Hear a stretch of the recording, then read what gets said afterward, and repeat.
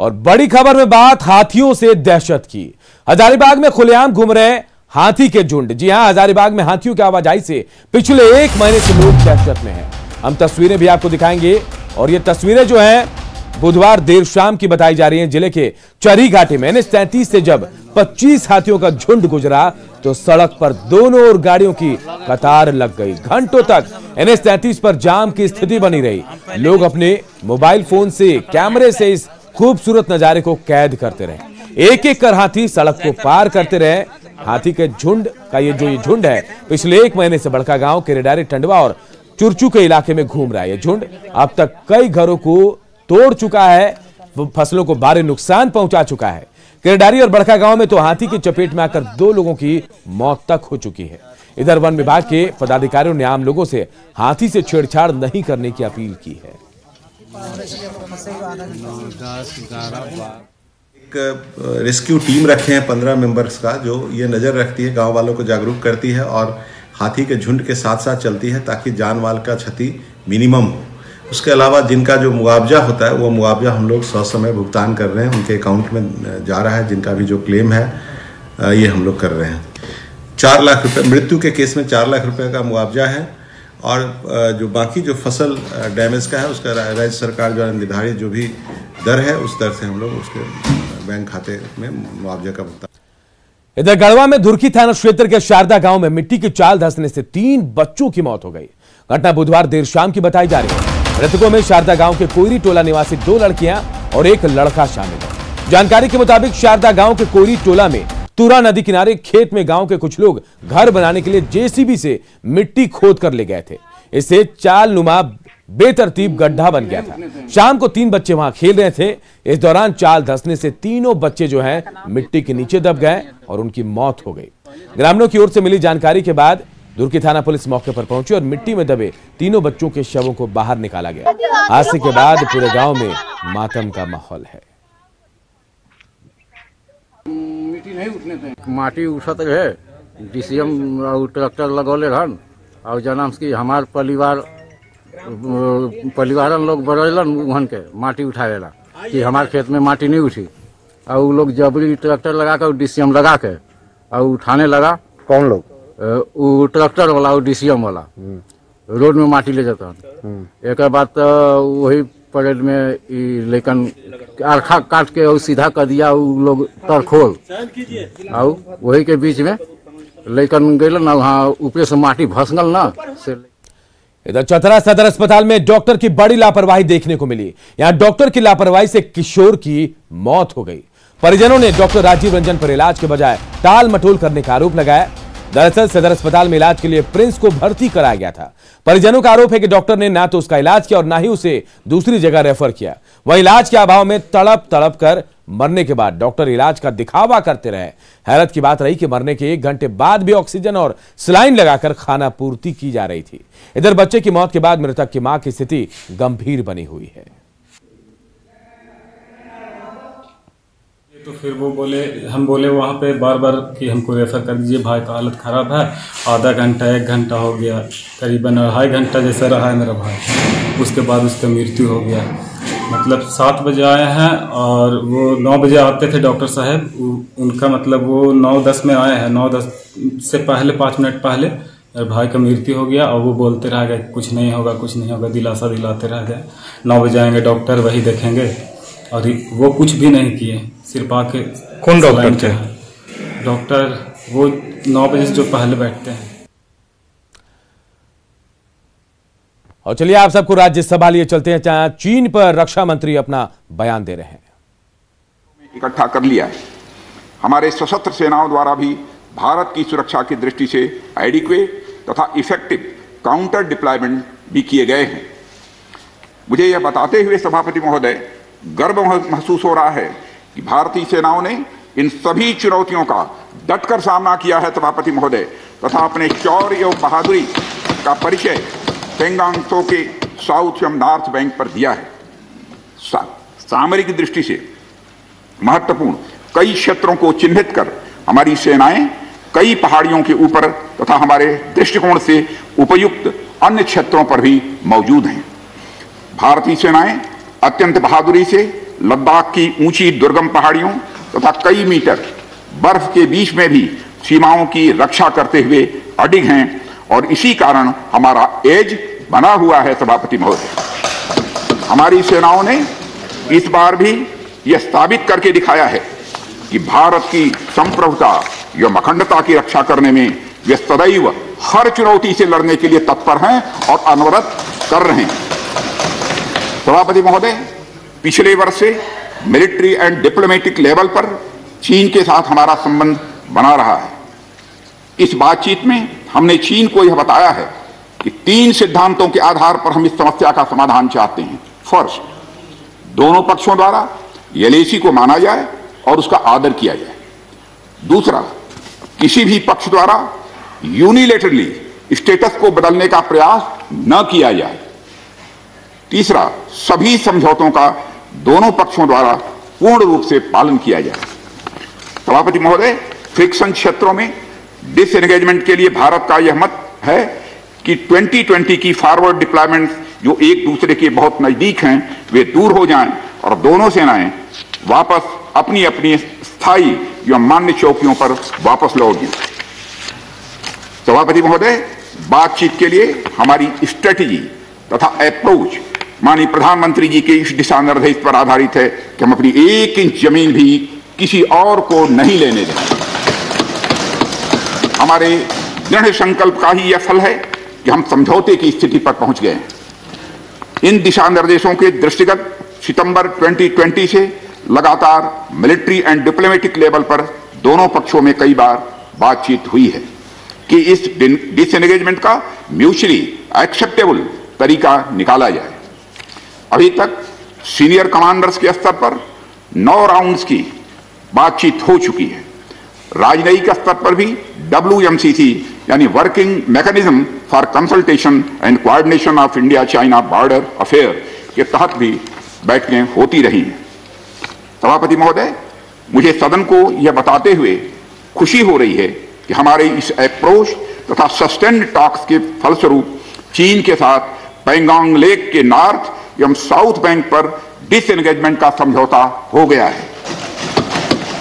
और इस बात पर भी सभापति महोदय इस बात पर भी सहमत हो गई है कि पैंगोंग लेक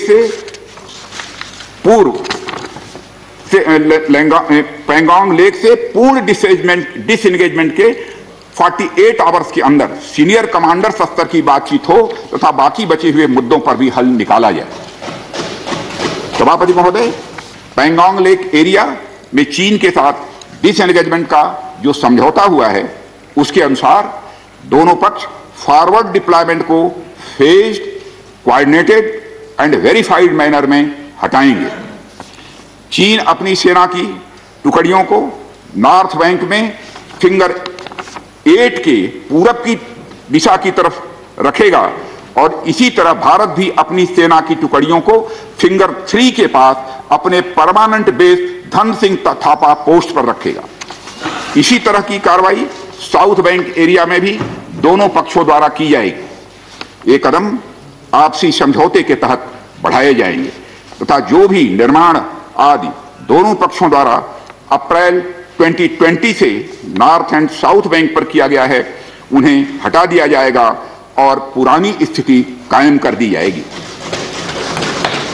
सभापति महोदय, यह भी तय हुआ है कि दोनों पक्ष नॉर्थ बैंक पर अपनी सेना की गतिविधियां जिसमें परंपरागत स्थानों की पेट्रोलिंग भी सम्मिलित है को अस्थायी रूप से स्थगित रखेंगे। पेट्रोलिंग तभी शुरू की जाएगी जब सेना एवं राजनयिक स्तर पर यानी डिप्लोमेटिक लेवल पर आगे बातचीत करके समझौता बनेगा। इस समझौते पर कार्रवाई कल से नॉर्थ एंड साउथ बैंक पर प्रारंभ हो गई है। यह उम्मीद है इसके द्वारा पिछले साल के गतिरोध से पहले जैसी स्थिति बहाल हो जाएगी। तो एलएसी पर रक्षा मंत्री राजनाथ सिंह सदन में अपना पक्ष यानी देश का पक्ष रख रहे थे। और चलिए अब देखते हैं कितनी स्वच्छ है आपकी रांची।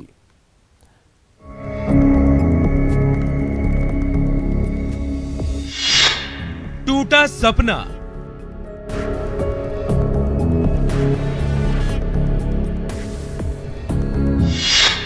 टूटी डोर,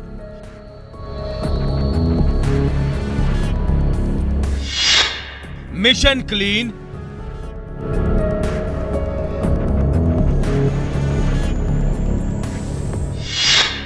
हो गया फेल।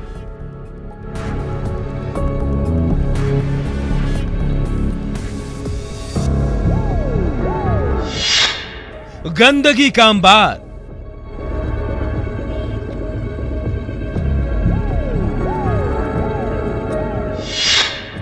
गली मोहल्ला बेहाल,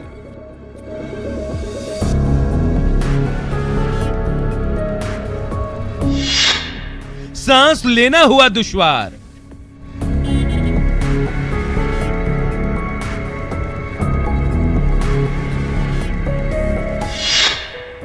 स्वच्छता सर्वेक्षण पर सवाल। तो स्वच्छता को लेकर देश भर में लगातार अभियान चल रहा है और अपने शहर को स्वच्छ बनाने और रखने के लिए नगर निगम से लेकर आम जन तक संकल्प लेते हैं। लेकिन क्या वाकई में स्वच्छता के संदेश का असर देखने को मिल रहा है? स्वच्छता की क्या है हकीकत, यह जानने के लिए न्यूज 18 की टीम ने राजधानी रांची का जायजा लिया। राजधानी रांची में कहीं नगर निगम की सुस्ती देखने को मिली तो कहीं आम लोगों के अंदर जागरूकता की कमी। जायजा लिया हमारे सहयोगी अविनाश कुमार।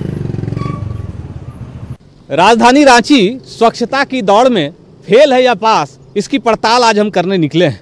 इस वक्त हम रांची रेलवे स्टेशन के पास हैं और एक तस्वीर जिसकी शुरुआत हम कर रहे हैं इसी तस्वीर से, क्योंकि राजधानी रांची की पहचान दूसरे राज्यों से कहें, ज़िलों से कहें, जब राजधानी रांची में लोग स्टेशन पर उतरने के बाद ऐसी तस्वीर को देखेंगे तब आप समझ सकते हैं कि राजधानी रांची की क्या पहचान बनेगी, लोगों की मानसिकता किस तरह की होगी कि राजधानी रांची कितना बदल रहा है।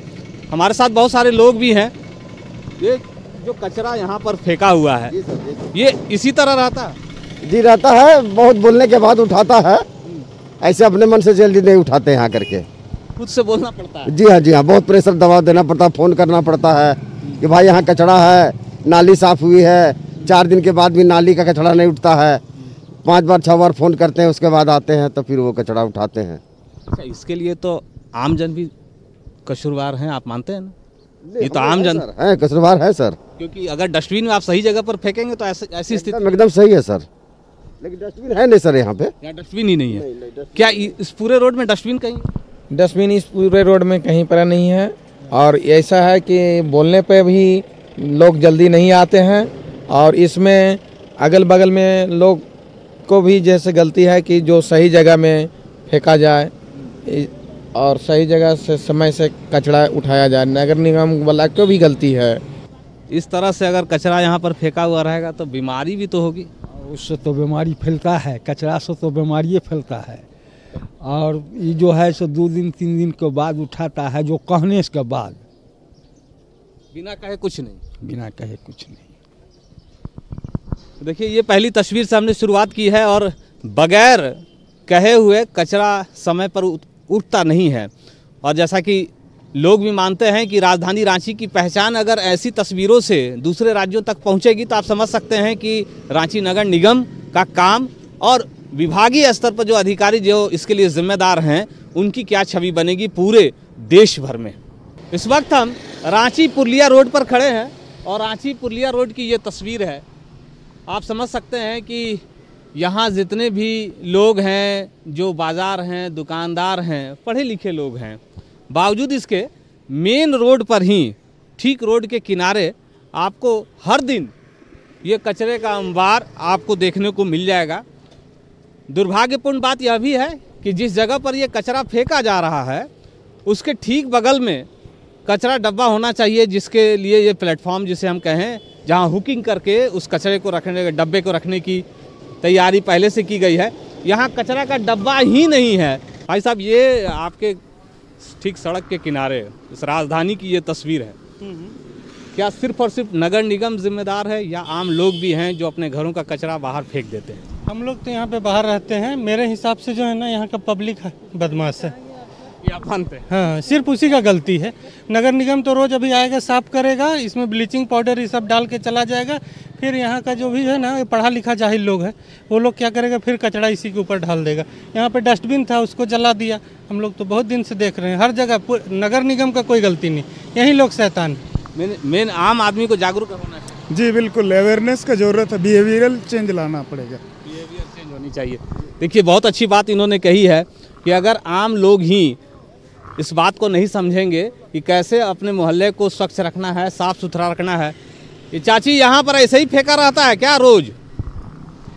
हम तो घूमने आते हैं, हमेशा रहता है साफ सफाई। आता है गाड़ी आता है, साफ करके ले जाता है, फिर लोग फेंक देता है, फिर भी लोग फेंक देता है। लोग ही नहीं समझते। नहीं, सही कहा इन्होंने कि आप चाहे जितने भी सफाई अभियान चला लीजिए, लेकिन अगर लोग जागरूक नहीं होंगे, मतलब आप और हम अगर जागरूक नहीं होंगे, तो इस तरह की तस्वीरें आपको हर मोहल्ले में, हर सड़क पर, चाहे वो राजधानी हो या राज्य के किसी दूसरे जिले की भी बात कर रहे हैं, हर जगह देखने को मिल जाएगी। इस वक्त हम अरगोड़ा से धुरवा को जाने वाली मुख्य सड़क के ठीक किनारे खड़े हैं।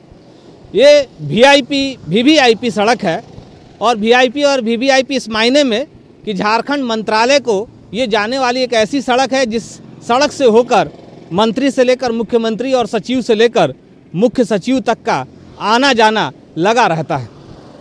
जो तस्वीर है, और हम स्वच्छता की बात कर रहे हैं, रांची नगर निगम क्षेत्र में स्वच्छता की बात कर रहे हैं, और जो तस्वीर सामने है, इस तस्वीर को देखकर हम ये नहीं कह सकते हैं कि हम स्वच्छता की दौड़ में कितने आगे निकल पाएंगे, क्योंकि अगर समय पर ऐसे डस्टबिन, ऐसे कूड़ेदान से कूड़ा नहीं उठेगा तो स्वाभाविक है कि इस लोगों के द्वारा फेंका जाने वाला कूड़ा बाहर की ओर ही गिरेगा और उसके बाद जो बीमारी है उसको हम आमंत्रण देंगे, निमंत्रण देंगे।